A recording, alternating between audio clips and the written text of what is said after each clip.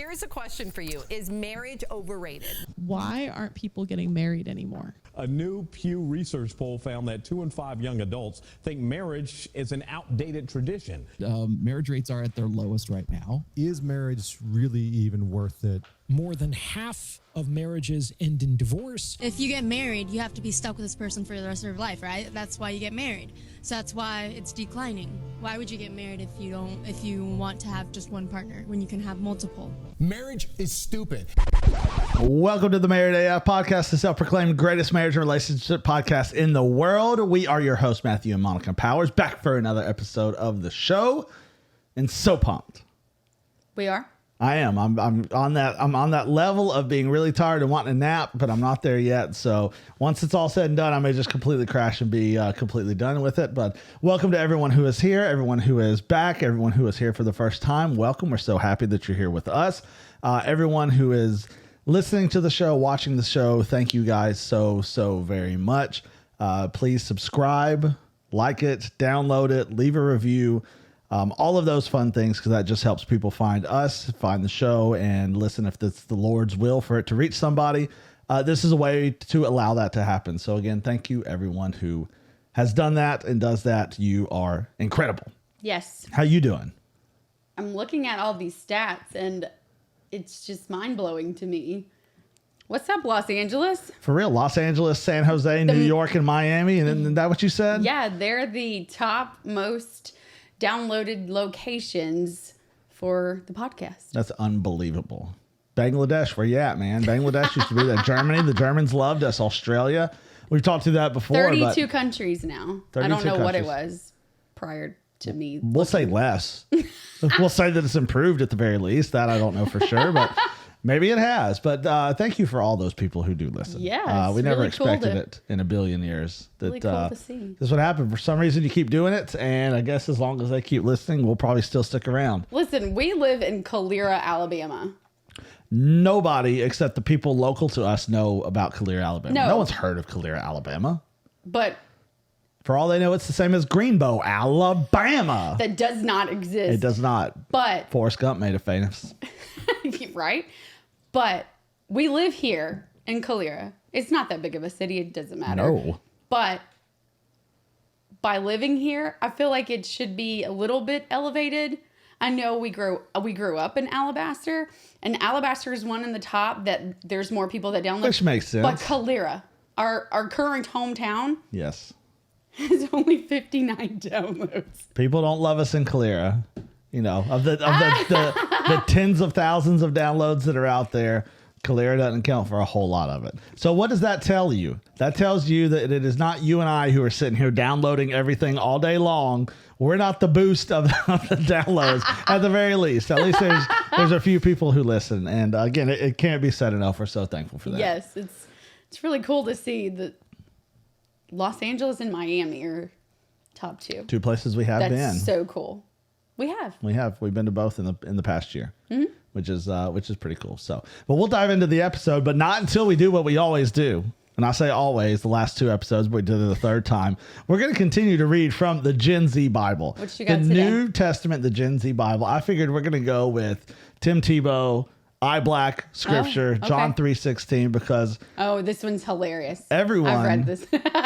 even if you don't love Jesus and you don't read the Bible, people know John 3:16. Yeah. And they always say favorite Bible verse, John 3:16. That's like the go-to. So, you know, it's God so loved the world. He gave his one and only son. So those who believe in him will not perish, but have eternal life. But Gen Z does another Give me the Gen Z version. You ready for this? I love this one. Yo, peeps. God loved the world so much that he gave his one and only son. So anyone who believes in him won't get wiped out, but will have life that goes on forever. Jesus preached.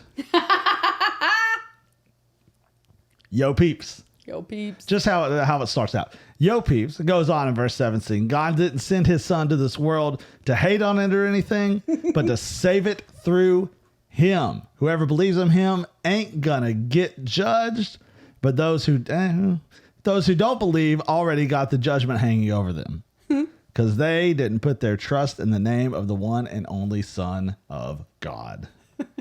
Yo, peeps. That may not be totally accurate because we will all have a judgment day and be judged, but we're going to get judged for it. but we're there. We made it. But yo, peeps, you ain't gonna get wiped out. Not wiped out. That's fun stuff. Yo, peeps. Yo, peeps. Yo, peeps. Hey, yo, peep. What were we talking about today? Today we're going to talk about intimacy. Oh, boy. People lacking intimacy in their marriage. And we're not just talking about sex. Now, that's part of it. Well, that's what most people think when they think intimacy. Well, exactly. And I think that may be part of the problem. It's bumping uglies. This is why I don't want to know anymore. I can't know what you want to talk about. I just need to go with it. Bumping uglies is going to be all over the place. This is amazing. It ain't all about bumping uglies, It's okay? not. It's not. And I think that's where we may get lost on it, is people think it's just about bumping uglies. But you got to do something. In other words, if you want to do it, Do something. do something. But being intimate is way more, it's way deeper than just the sex part of it. Yeah. That's part of it. It's not. So, many couples face that. Many couples are not intimate at all. But the idea is that maybe we can give you a few things to help get the intimacy back. Get the sex back if that's lacking. But also get the intimacy back. Yeah, let's be Justin Timberlake. Let's bring that sexy back, baby. I like the, who was the band who covered that? What was their name? Oh my gosh. Hard rock band. Oh, it's so good. Now I'm not going to think of anything else until I remember that. Bumping uglies. I'll just leave that on your mind. Maybe it'll change it just a little bit. But I got a few things, just to maybe some practical things that hopefully can bring intimacy back into your relationship.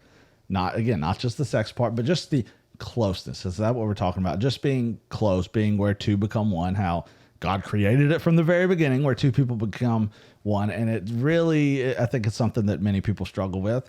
I think we've become so self-centered and so into just me that we've forgotten that we have a partner there. We have someone else there who they need our attention also. Yes. Two can't become one when you're all about yourself. Don't work that way. So the first, as always, the foundation of intimacy, really the foundation of everything, and really every problem arises from this, every success arises from this, communication. Absolutely. Talk. Have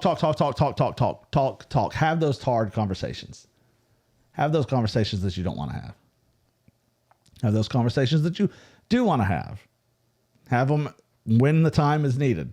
Not saying that if something's going wrong, you just drop everything right there and, hey, we're going to hash this out right this second. But no, you better handle it within the next. Stick a pin in it. Put a pin in it, but don't put a pin in it for too long. No. Because it's just going to linger. I mean, it depends on how deep the situation is. Such as? I mean, if we are not agreeing on a punishment for our child, yeah, I'm going to stick a pin in it. I can sleep on that. That's not something that's going to keep me awake at night. That is true.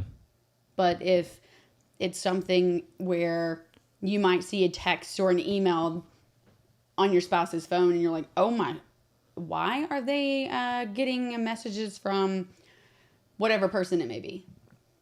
Yeah, that's pretty serious. That one definitely doesn't need to have a pin.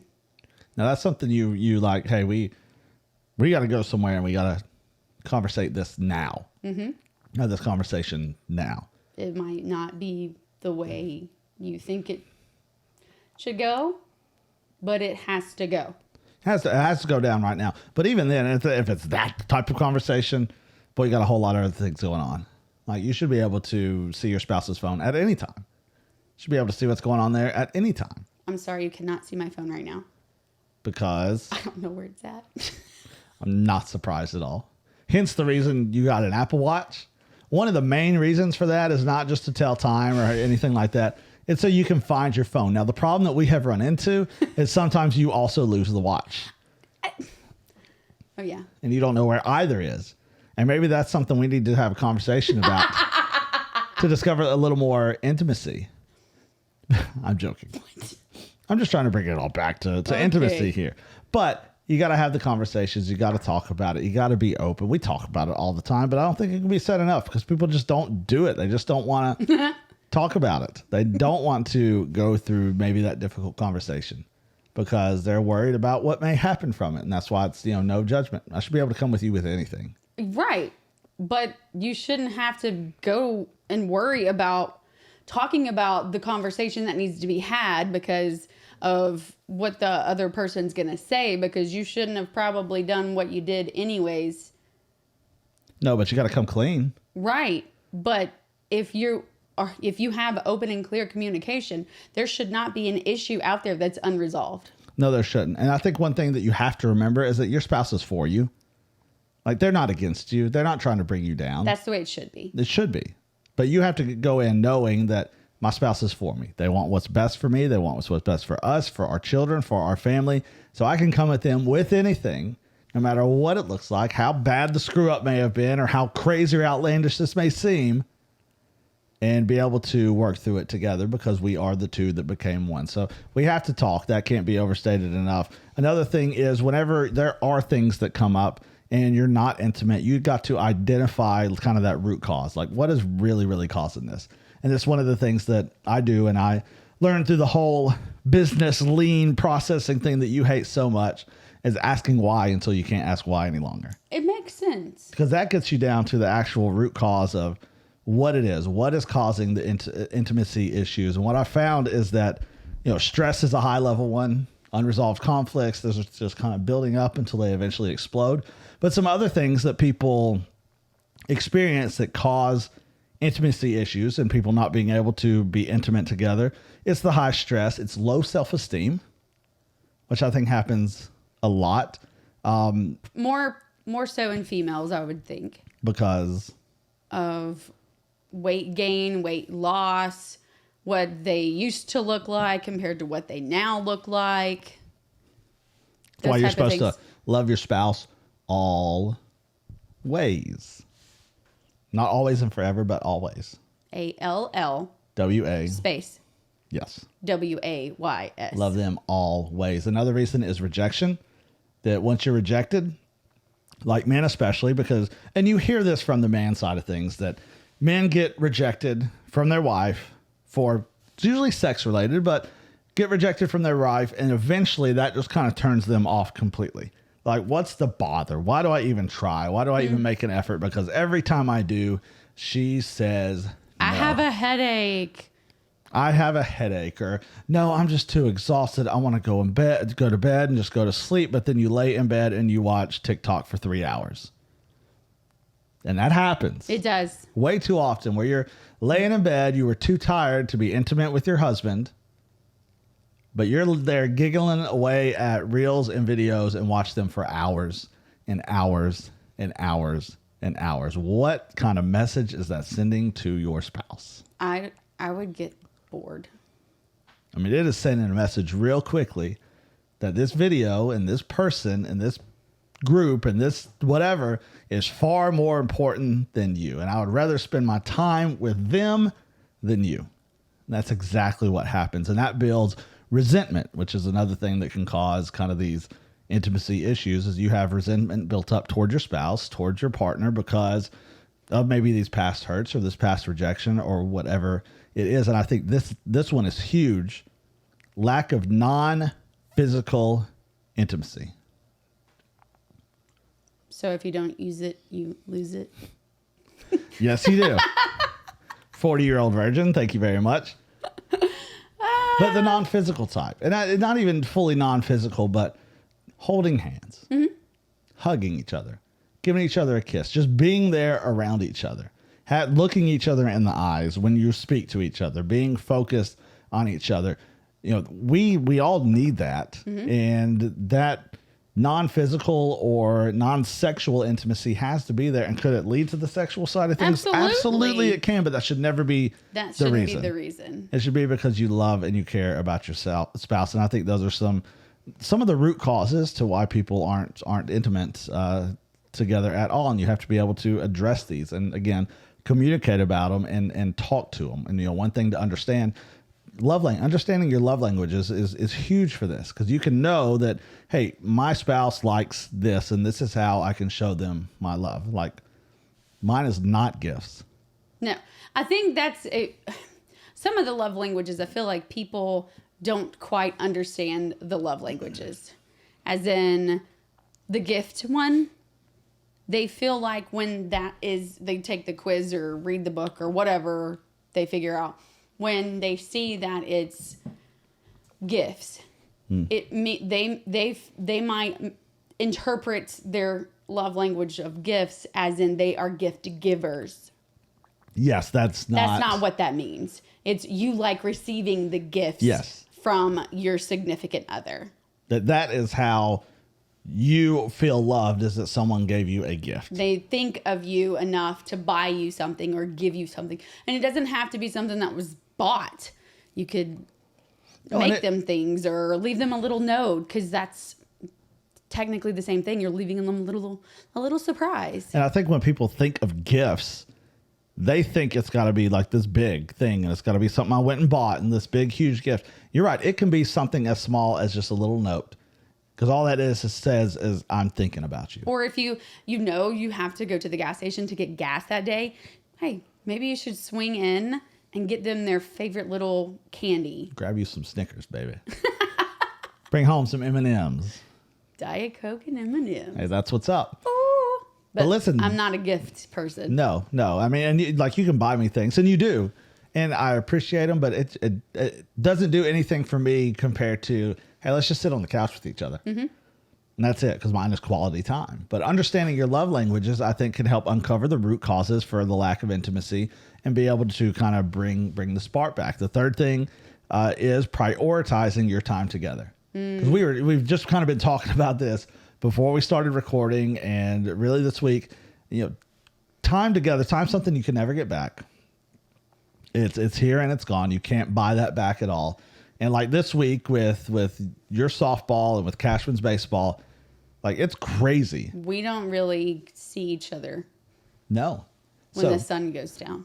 No. Until it's time to go to bed. Yes, and we're kind of beat, and we're figuring all this out. Mm-hmm. We're making it work and figuring it all out, but prioritizing that time that we do have together. That, hey, if we're both not doing anything, we're not going to say, okay, well, you're going to go over, you're going to do your own thing, I'm going to go do my own thing, and that's going to be it. Sit on opposite sides of the couch or different pieces of furniture that we're not able to even touch each other if we just lean over, Mm-hmm.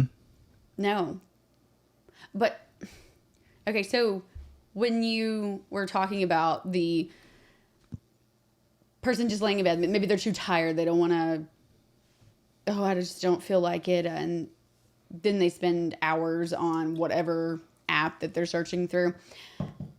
Great example just came through my mind. When you go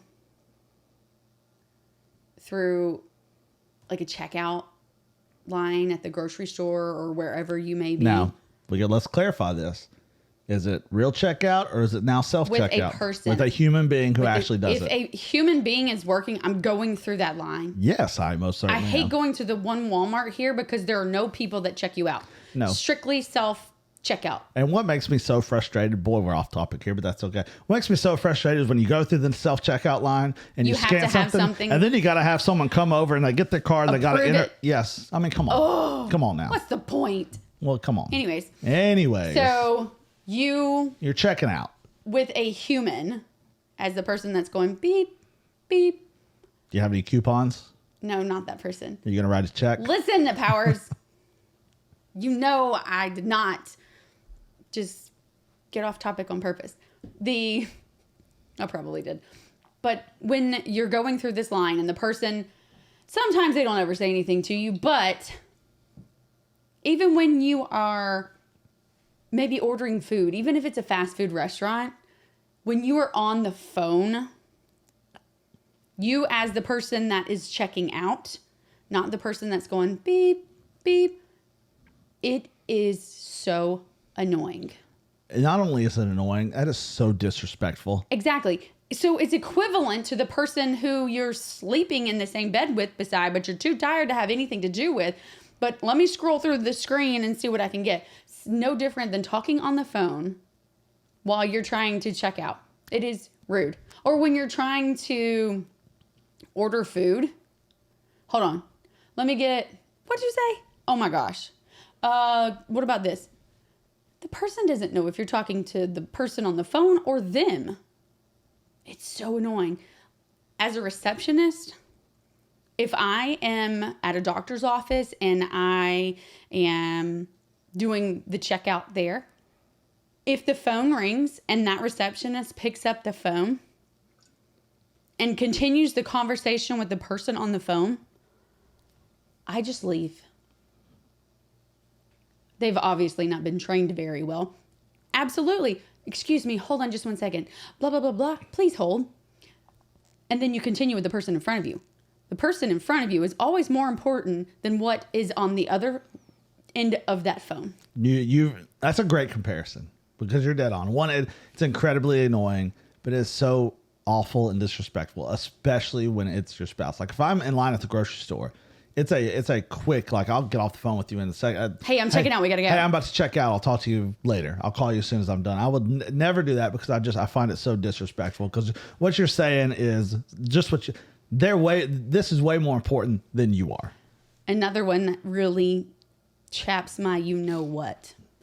When you are having a conversation, not with just you. This could go across the board with anyone who has a phone.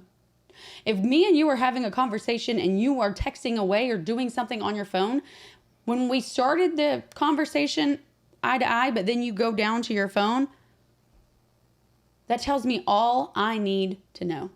I have started randomly saying stupid things just to make sure the person that's going to their phone who was in full conversation with me, but whoever is sending something on the other end seems to be way more important than the face-to-face conversation that we're having. I've started saying stupid things just to see if they're paying attention or not.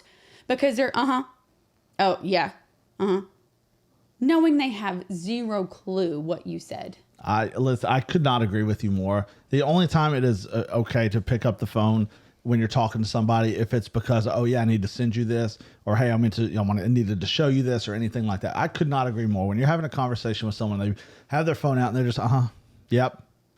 I'd say no, I just walk away. I got zero reasons to hang around. Clearly, you have no interest in having a conversation with me. Clearly, I'm not near as important as what's going on your phone, on this little screen, someone that may not even be real on the other side. Oh, it's usually fake. No doubt. Look up. You got a human being standing right in front of you who wants to have a conversation with you. Put your freaking phone away. Yes. By phone. Put the phone down. Or if it happens to make a noise, most of the time everything's silent now, but you could say, excuse me, just a second. I need to take this.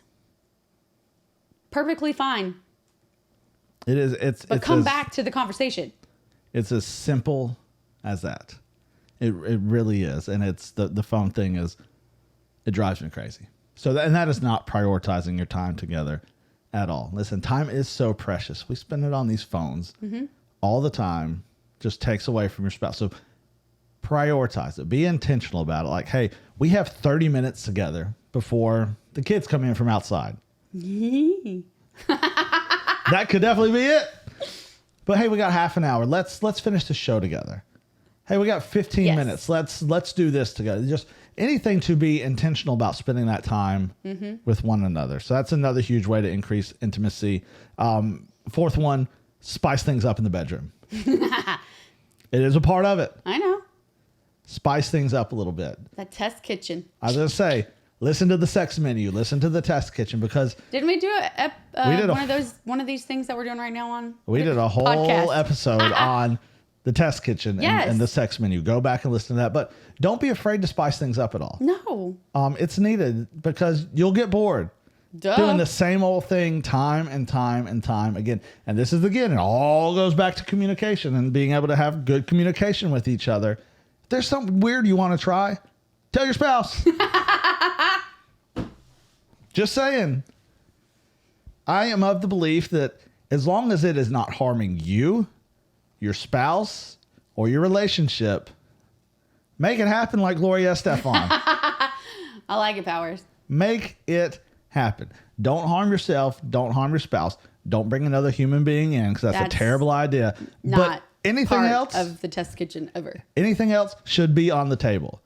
And your spouse should be able to say, okay, like seriously, you could come to me with anything that doesn't kind of hit those three things. And even if I think like... You might look at me really stupid. I may. And I may think, what in the world is going on in that brain? But you know what? Okay. All right. If you like it. We'll give this a shot. We'll give it at least one run.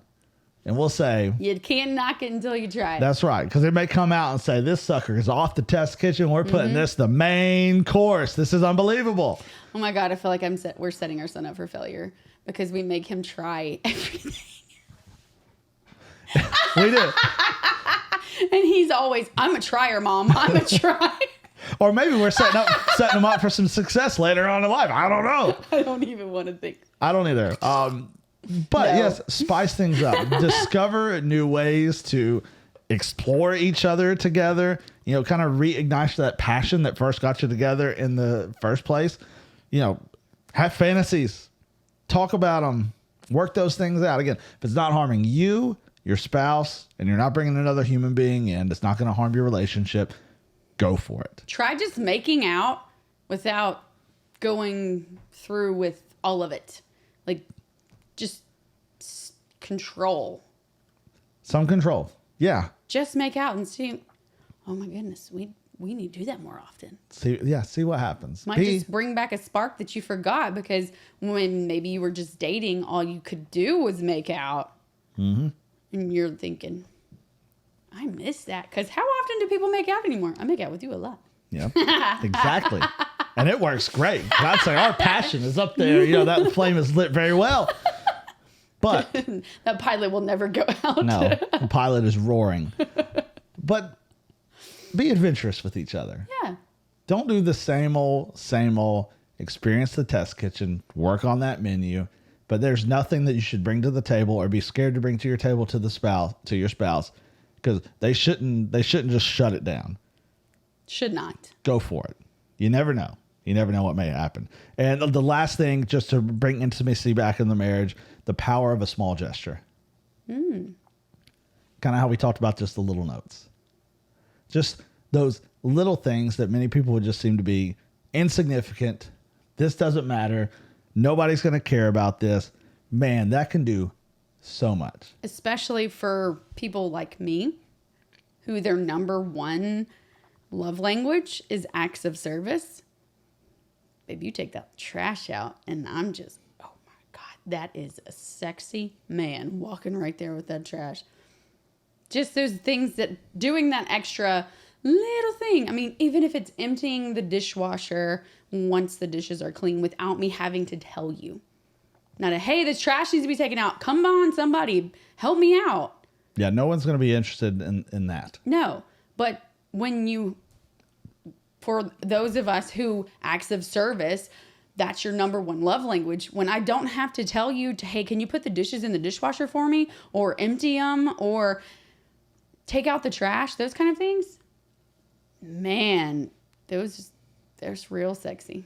It is. And last weekend when I was gone doing softball all day long, exhausted, being outside in the freezing cold weather. 30-mile-an-hour winds. I mean, my face was chapped because of the wind alone.